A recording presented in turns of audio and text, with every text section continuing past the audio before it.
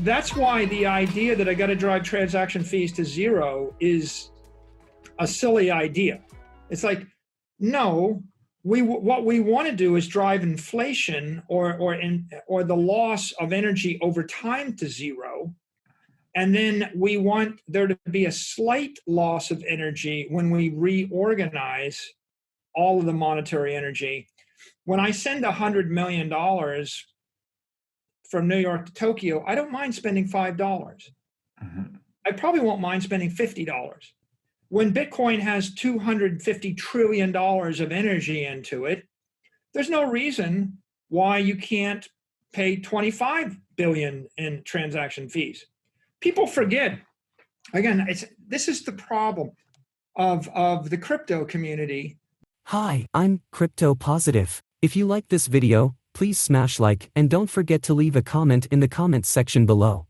Thanks and enjoy the video. They're fixated upon a prototypical coin network that's a lab experiment, and they're comparing it to Bitcoin instead of comparing Bitcoin to actual monetary or asset networks in the real world. So for example, here's a real asset network. It's called real estate. I have $100 trillion of real estate. You have a house. Let's say you have $1 million house.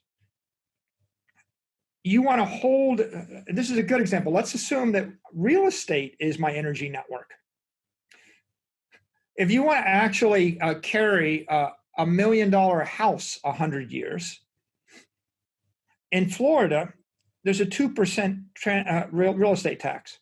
You would pay $20,000 a year every year for 100 years, assuming that the house was capped and not reappraised. And so you're in essence going to lose the house in 50 years, right?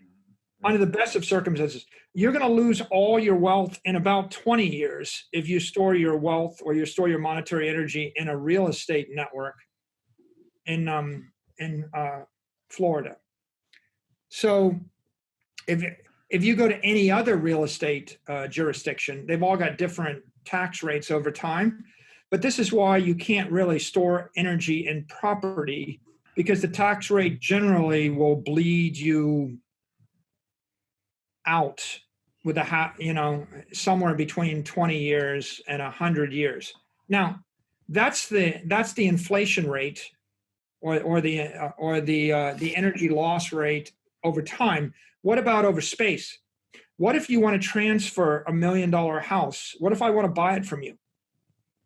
So you want to exchange energy exchange. You want to exchange the energy in the house?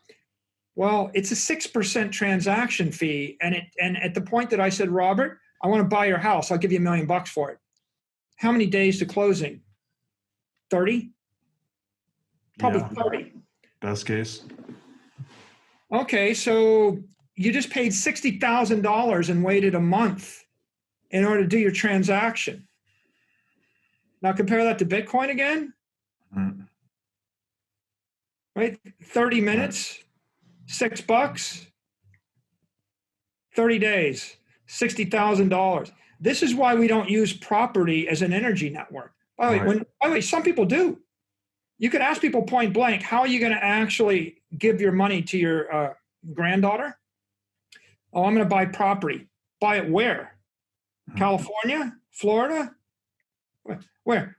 It's the same counterparty rate. By the way, it's worse than gold. Yeah.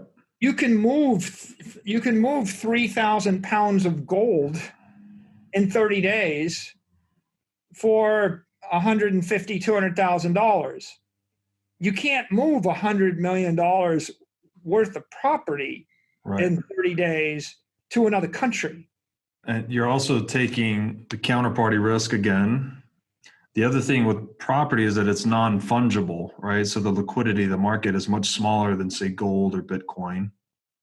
And you run the risk of that area having some natural disaster or some other event that makes it uninhabitable or unappealing. It's illiquid, right? It could take you 3 years to sell the house. That's right. It'll take you 3 years to find a counterparty. It'll take you 30 days to do the transaction. Now, we just come back to this fee, right? What are the transaction fees on the Visa network? What are the transaction fees across any monetary network. It's pretty routine to pay 1, 2, 3% to move something around. If Bitcoin gets to be $100 trillion and there's 1% transaction fees, it's going to be 10, well, pick any number, multiply by 1%, right? It's $1 trillion a year in transaction fees. Nothing wrong with that. What's the entire size of you know what the spreads are in the bond industry? Like, I used to buy and sell convertible debt. There were 200 basis point spreads. You could buy at 96. And so you could buy at 98. You could sell at 96. The banks got in between. Right. Yeah. You know, like, so all of the financial system is built on taking a spread. That's why New York City has tall buildings. Right. We talked about this before. We talked wherever there's a node in a network, a railhead, I mean, Venice, Paris, London, New York, wherever there's a node in a central network where there's exchange, there's a transaction fee. And if you're lucky, it's only 1% or 2%. Mm-hmm. When you're unlucky, I mean, there's a reason people refer to free ports. Free port meant that when you pull your ship into the port, we weren't going to steal it all. But you know what the great breakthrough is in Singapore? Here's the breakthrough. We're going to have a port in the middle of the Pacific where if a ship comes into our port, we don't take all their cargo, or we don't take 10% of their cargo. That's your idea? Yeah, that's my idea. We're going to let them stop here and not seize 10% of their stuff. Wow. That's a brilliant idea. By the way, that's such a unique concept that Singapore is Singapore. It is the greatest port in all the Pacific because it's so rare that a country agrees not to take 3% of what you have when you stop. By the way, you can't even come into the United States without filling out a customs form where they charge you a 10% duty on whatever you have in your possession. The point, it's very common to take 10% of what you have when you come and when you leave. Right. That's why those cities are cities. That's why those empires are empires. So when someone sits around and they whine about $5 in transaction fees is too great, they're whining because it's more expensive than their laboratory experiment on their scientific workbench that no one's using. Right. Yeah, I can conceptualize hypothetically in my perfect world, a perfect system where it was better.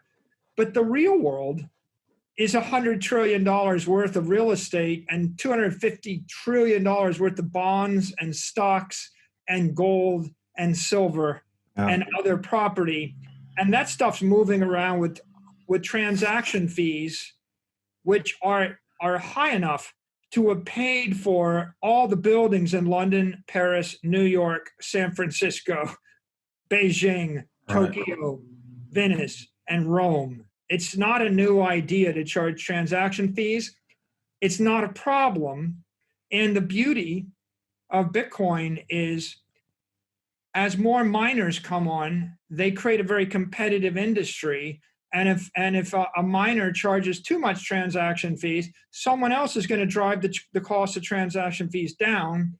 And if the revenue from transaction fees falls below the variable cost of running the mining rigs, people are going to take mining rigs out of production eventually, unless a government wants to subsidize them, in which case a government's going to be subsidizing the crypto rails, which create the 21st century economy. And that's by the way, that's the reason why mining is a bit riskier as a business than owning Bitcoin. Right? Because you're getting into a commodity business where you may get driven down to the variable cost of the electricity or below the variable cost of the electricity if someone else wants to get into the business, and they can. And it's good for Bitcoin. It's good for everything built above the chain, right? Caveat emptor, if you want to get into the commodity or the business of encrypted energy. Go Right. ahead. I think that's a great point too, that you bring up. The transaction fees on the Bitcoin network are set at fair market value, right? It is a freely competitive industry such that all of the transaction fees are a consensual exchange.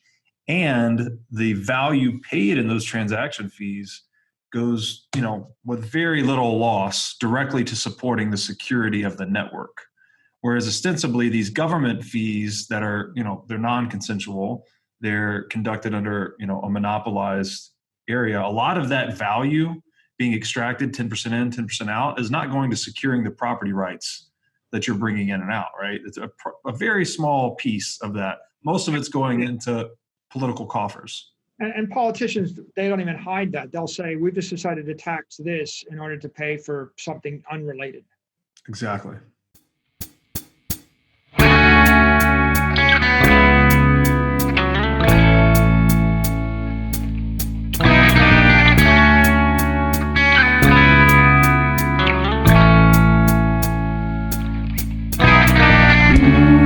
Пустой зал, ожидание вокзала. Стою и смотрю куда-то в сторону перрона.